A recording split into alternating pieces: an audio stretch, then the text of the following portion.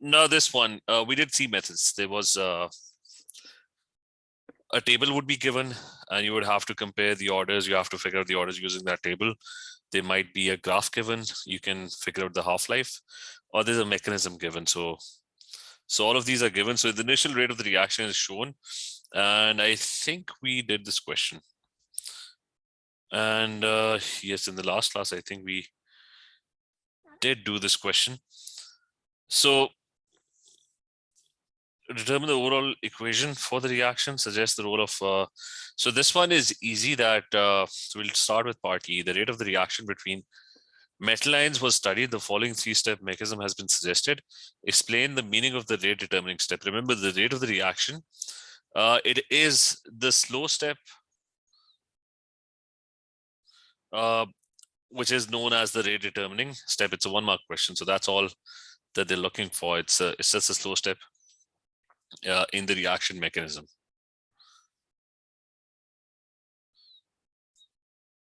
And that's about it. So use this mechanism to determine the overall equation for the reaction. So we're looking for the overall equation. The overall equation is you just add up everything, all the reactants and the products. The things that appear on both sides, they're going to get cancelled out. MnC plus gets cancelled out. What else gets cancelled out? Is there anything else getting cancelled out? Bhaskar, this is reaction kinetics. Okay? We just ended reaction kinetics. So it's so the overall reaction is add up the reactants. It's Mn2 plus is also getting cancelled out. So it's 2Ce 4 plus on the left side. There's Mn4 plus and there is Mn4 plus also gets cancelled out. So there's only Tl plus 1. So there is Tl plus, and the products on your right side are 2Ce3 plus and Tl3 plus. That's about it. So you just add up the reactants, add up the products, anything that's appearing on both sides, that's going to get cancelled out anyway. Suggest the role of Mn2 plus ions in this mechanism and explain your answer. So you started off with Mn2 plus, you ended up with Mn2 plus again. So it's basically a catalyst. So that's 1 mark. And it's a homogeneous catalyst because the state of the reactants and the catalyst is the same. So that's going to be your 2 marks. So it's going to be a catalyst. Explain your answer. You can explain that remains unchanged.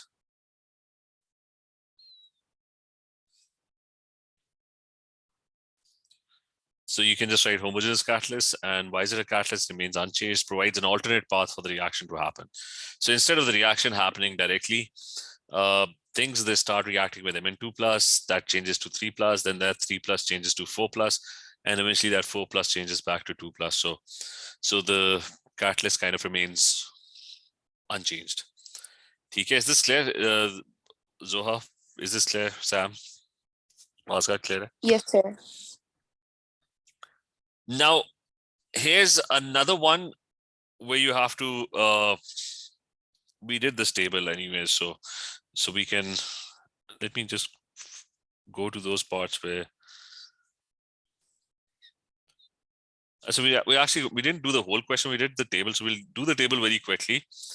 So you've got 2 reactants and you have to figure out what is the order with respect to each one of them. ClO minus 1 concentration, what's the power, and NH3 concentration, and what's the order with respect to NH3. So you're going to compare 2 and 3. If you compare 2 and 3, ClO minus 1 does not change. This doubles. NH3 doubles, and the rate becomes 4 times. So that is clearly order 2. So you know that order with respect to NH3 is 2. So we can rub that off and we can write 2 in its place. So it's order 2. You double it, it becomes quadruple. So that's a quadratic relationship. What about the first one? So the last time we did this, we didn't do the whole question, we just did this part. So how do you figure out the order with respect to ClO minus 1. Now the problem is you have to keep the other one constant, but in all of the experiments, the other reactant is not constant. So what you're going to do is, the other method of finding the order was that you pick any two experiments and you plug in those values. You know the order of one of them, you don't know what the order of the other one is. So let's say you pick experiments 1 and 2 and you plug in those values, and you fill this equation that you have made so far. There's an unknown over here. So you're going to solve it quadratically. So it's going to be the rate in the first one is 0.256, which is proportional to ClO minus 1 concentration, which is 0.2 over here, and the other one is 0.1. With 0.1, you know the order is 2. For this one, you don't know, so that's A. You plug in experiment number 2 values. So experiment number 2 values, the rate is 2.05, and it's proportional to ClO minus 1 concentration. The order you don't know, and this one is 0.2, and that's squared. So what you're going to do is you're going to plug in those two values, and you're going to divide the two equations up. When you divide them, and you're going to try and figure out what A is. So take this thing to the other side. So it's going to become, I mean, this was 1/2, which is basically half. So on the other side, it's going to become 2/1 squared. So it's 2 squared actually. You can do the math. I mean, this is half squared. So on the other side, it's going to become 2 squared. And 0.2 over 0.4 is also half to the power A. And on this side, if you multiply this by 4, this entire expression kind of becomes equal to 1/2 as well, or half. So you've reached this point. All you have to do now is you have to figure out what A is, and A would be equal to, I mean, so once you divide this thing, this actually becomes, the proportionality changes to an equality. So the only thing that's remaining now is you have to figure out what A is. A would be equal to 1. As the last time I remember, I actually taught you to do this differently. That I told you that in a rate equation, you have K as a constant. So the way I actually taught you was that it wasn't this division thing that I taught you. I told you to do it some other way, so I'll just follow that way. And that was that you had two separate equations, each one having a K in it, which was the rate constant. So what you did last time was that you're going to solve the two equations simultaneously. So I'm just going to quickly recap this, that you had this partial rate equation. You plugged in the data of equation number 1 and equation number 2 separately. And to get rid of the proportionality, there's going to be a constant over here. That constant is going to be the same constant. It only changes with temperature. That's it. So what you're going to do is you're going to solve this simultaneously. The K over here, you're going to make it the subject of the equation over here. So it's going to become, I mean, if you do that, it would become, on the other side, it would become 0.2 to the power A and 0.1 squared. Like if you bring all this term over here, then you're going to plug this K into the other expression. And at the end of the day, you're going to get the same thing. So there are two ways of doing that. One is you can either make K the subject of the equation in one of the equations, and then use that K in the other equation. But at the end of the day, you'll get this. And this shows that A would be equal to 1. So that means the order with respect to ClO minus 1 is 1. Is this clear? This one?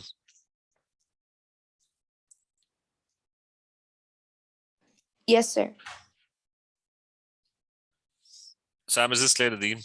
I mean, if it's not, we can go over this again, like in a bit more detail.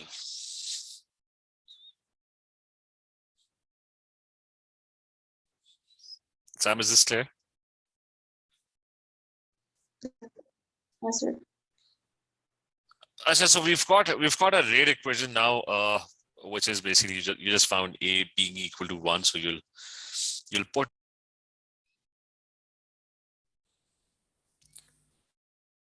just a second. I think I got disconnected.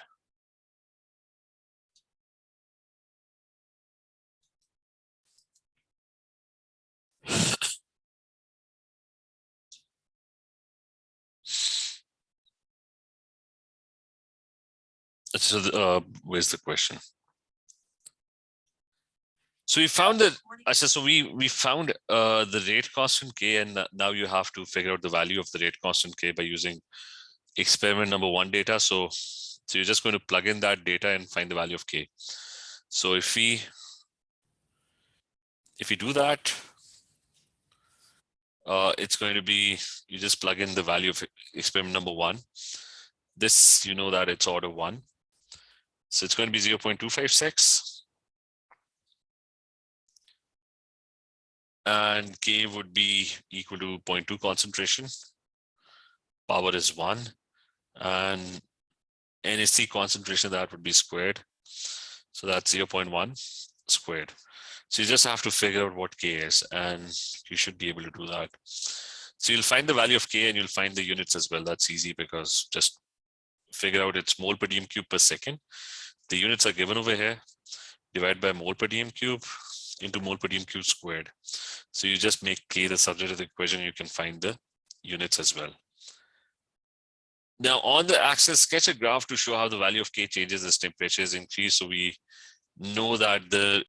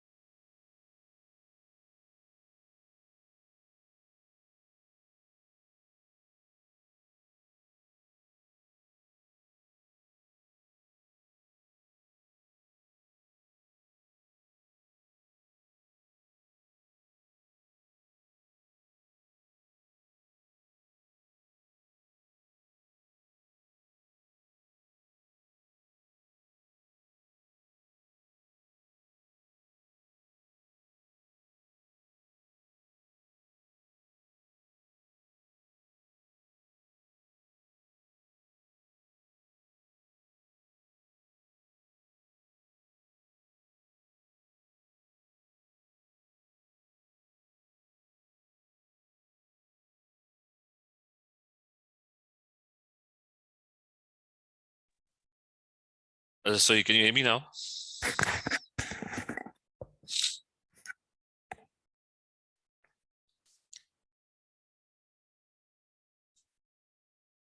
So in another experiment, the reaction between chlorate 1 ions and iodide ions in aqueous alkali was investigated. A solution of, so it's chlorate 1 is, I think, ClO -1, and you've got iodide -1 ions.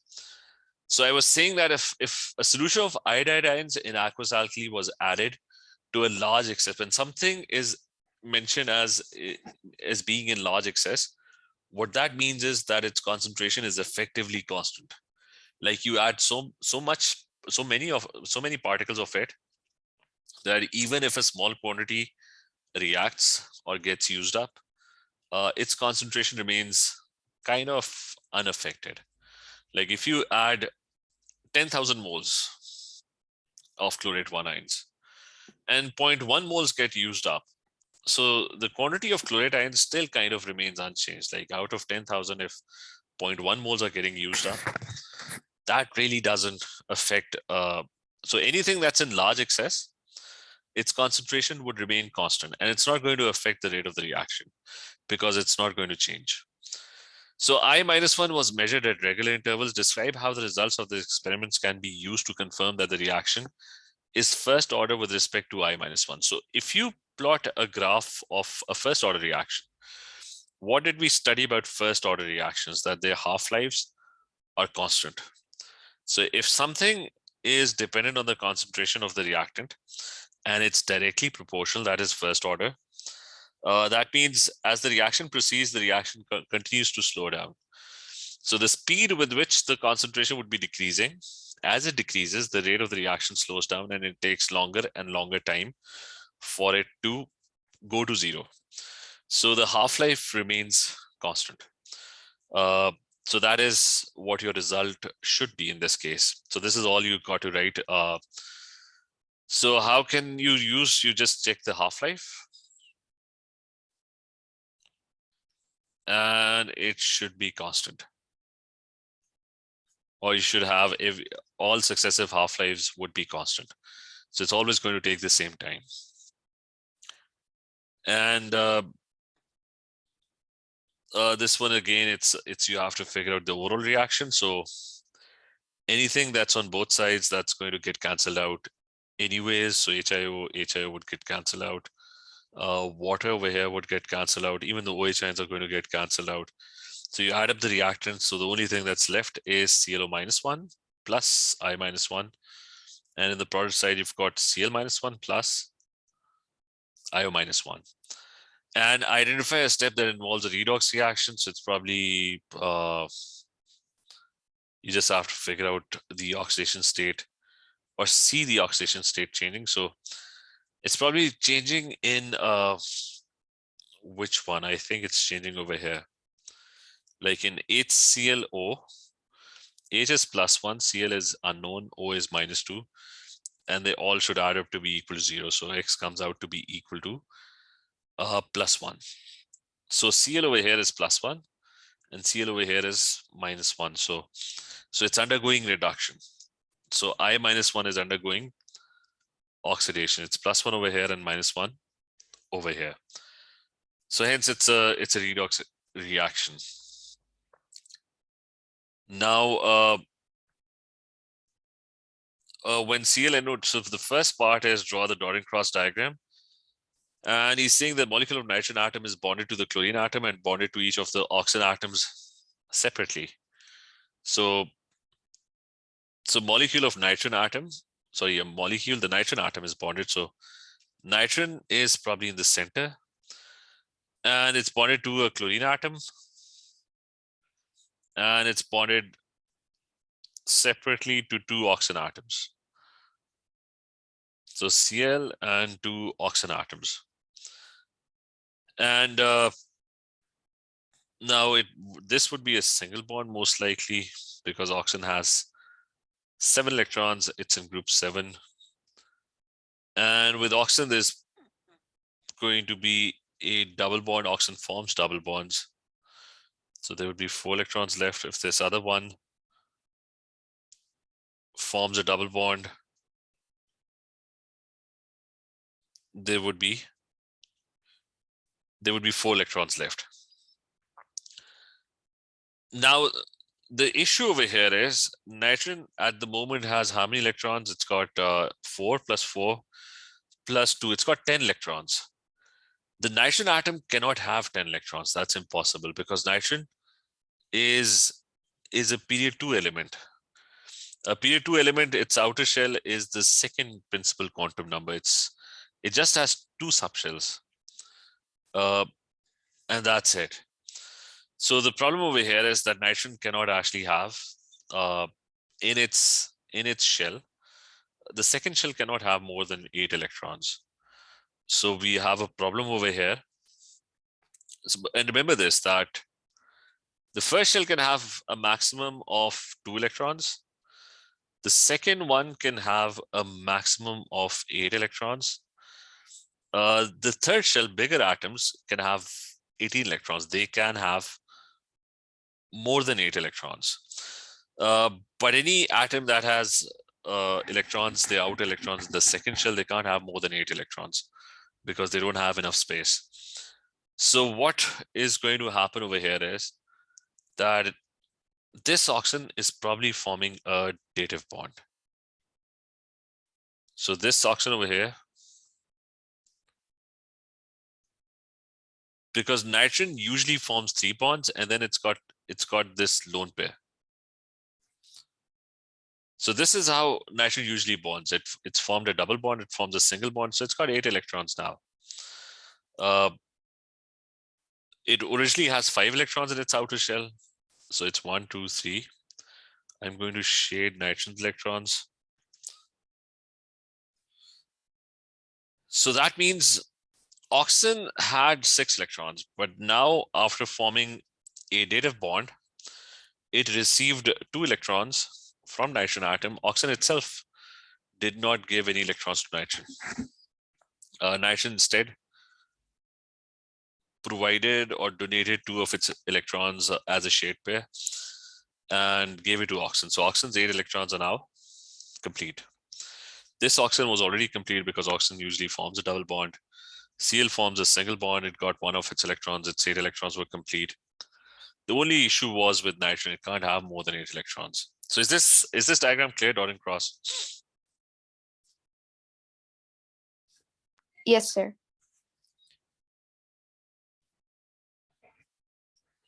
Achha, so, and they're saying write the rate equation for this reaction. So we know that there are 2 reactants, ClNO2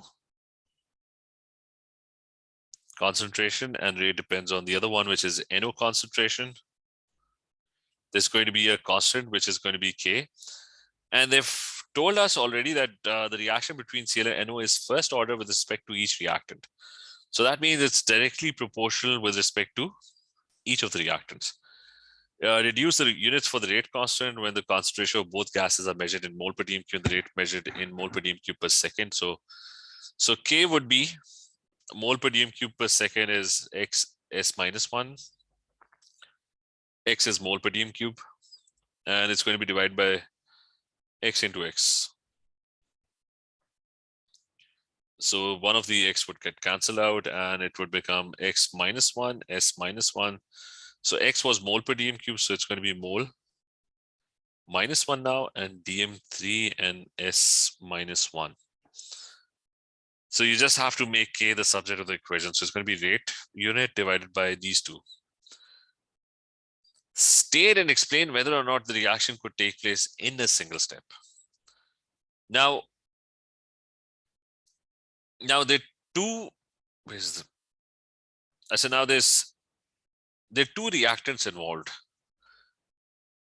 ClNO2 and NO. Now he's saying, is it possible that the reaction can happen in a single step? So it is possible. Let's say this is the only step of the reaction. I mean, I already told you that a lot of reactions, they've got multiple steps, but let's assume this is the only step of the reaction. So if this is the only step, then this is going to be the slow step because the entire reaction would depend on this step. So let's see that if this is the only step of the reaction, if it's a single step reaction and this is the slow step, then rate would be dependent on both of these reactants. And it would be order 1 with respect to both of them. So it is a possibility. The problem would have been if NO had order 0 or some other order, then it could not have been a single step reaction. Like if NO was missing, that means NO must have been in the fast step. And that would indicate that there must have been a slow step. So there would have been 2 steps. Like if we go back and see how we get different orders in mechanisms that we did. So if one of the reactant, the rate of the reaction is not dependent on that, then that reactant would probably be involved in the fast step, because speeding up the fast step, like over here in the halogenoalkane reaction, you had the halogenoalkane splitting up first and the OH then coming in. So the reaction was going on in 2 steps. And then one of them would be a slow step and the other one would be a fast step. And the rate of the reaction depends on the rate determining slow step. Because speeding up the slow step is going to speed up the overall reaction. Speeding up the fast step is going to have negligible effect on the overall speed of the reaction. So if you have order 0, that means you got to have multiple steps. Even if you have order 2, that also indicates that the only way you can get order 2 is if you have multiple steps. For example, this one, if step 2, like over here we did, if step 3 is the slowest step, then it depended on NO squared. So which is why, if you go back to the question, I mean, they were just saying is it possible? So it is possible. That can happen. And that would be the rate determining slow step. Is this clear? Yes, sir.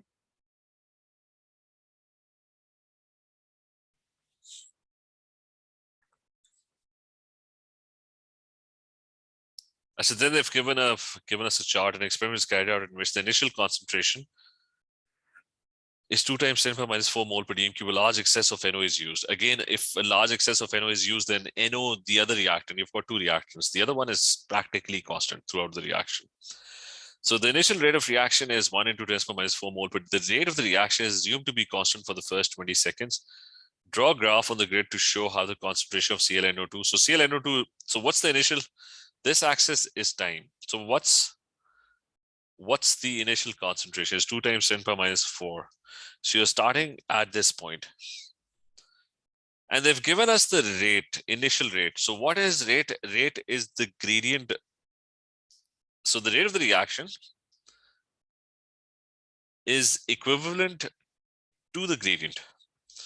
This is something you always measure the initial rate or the initial gradient of the change that's happening. When we made graphs, this is something that we added, that when you either the change is a downward change or it's an upward change, you're going to make an initial gradient and that's going to be your initial rate. You always compare the initial rate.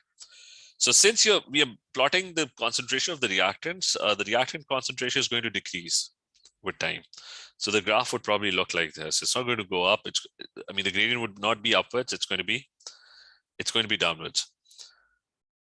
So the gradient is given 1 times 10 power minus 4 mole per dm cube per second.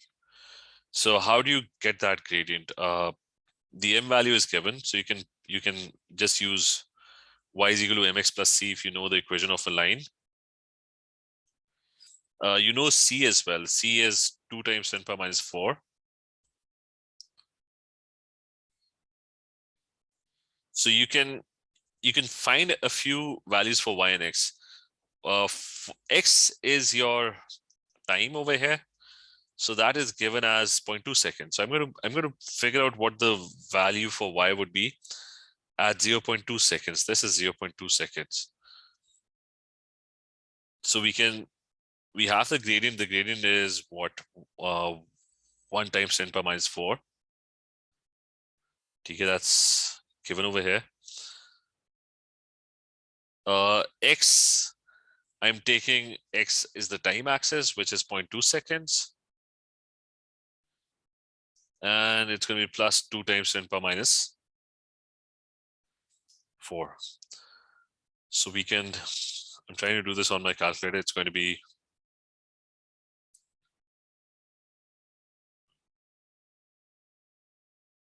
so it's 1e minus 4, and then it's times 0.2, and then you have to,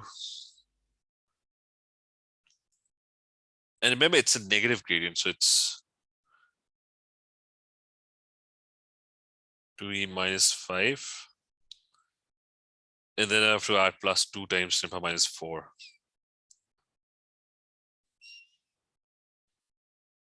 And that gives me 1.8 times 10 power minus 4. So at 0.2, it should be, what should be 1.8? This would be 1.6, I think. Then you'll have 1.7, I think. Then 1.8 and 1.9. So 1.8 would probably be this value. And you're just going to sketch the gradient. You can remember, it's one mistake that I did over here is that the gradient, remember, since you're plotting concentration with respect to time, for concentration of the reactant, the gradient would be a downward gradient. It's going to be a negative slope. And I told you previously that the direction of the slope does not matter. It could be an increasing change, it could be a decreasing change. But in this case, it's a decreasing change. The reactants always get used up. The curve is going to go downwards. So this is the line that we are looking for. So this gradient that I've added should have been a negative gradient. That's about it. Is this clear? Yes, sir. Okay, Nadine, Sam, is this clear?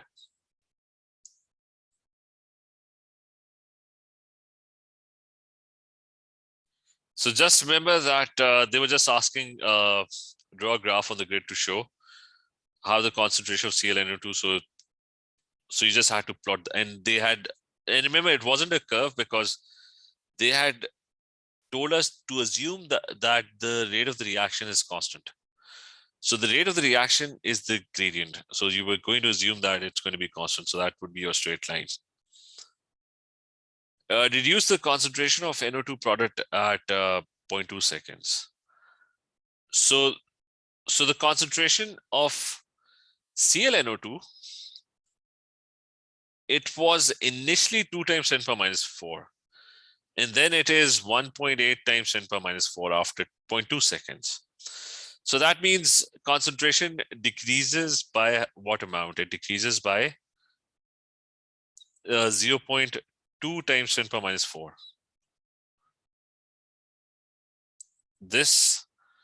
So remember your concentration initially was 2 times 10 power minus 4 and now it's 1.8 times 10 power minus 4. So that means 0.2 have gone missing. So if I go back to the reaction and I look at the equation, so the concentration of ClNO2 in the first 0.2 seconds decreases by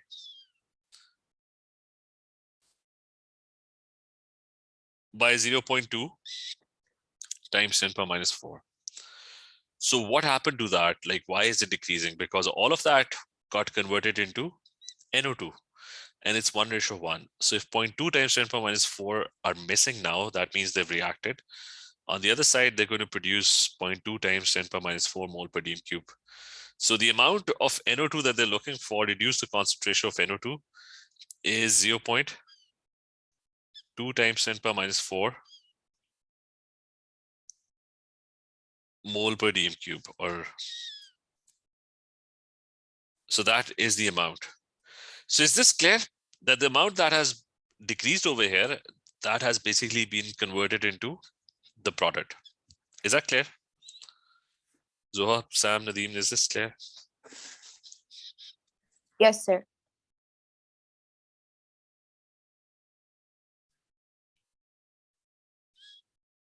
And the last part is after 20 seconds, the concentration of ClNO2 remains constant. So explain this observation. So this observation is that they showed us that it was a reversible reaction. Like it had a reversible sign over here, if you can see that. So that means why does it become constant after? I mean, it's initially the reaction is happening in the forward directions. At a certain point, there would be so much NO produced that a reversible reaction would start. A reverse reaction would also start. And that means that an equilibrium has been reached. And once an equilibrium has reached, the amount would stop decreasing. Initially, there was a lot of reaction, forward reaction. As soon as NO2 is produced, the reverse reaction also starts. And it is at this point that a reversible reaction. So an equilibrium is established and the rate of forward reaction, backward reaction is equal.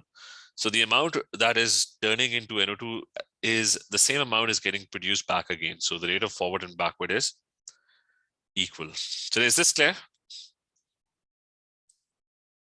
Yes, sir.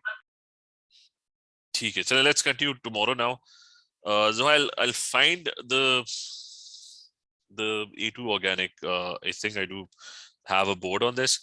Not a PDF, probably a board on this. So I'll probably share the board if I can't find the PDF. Okay.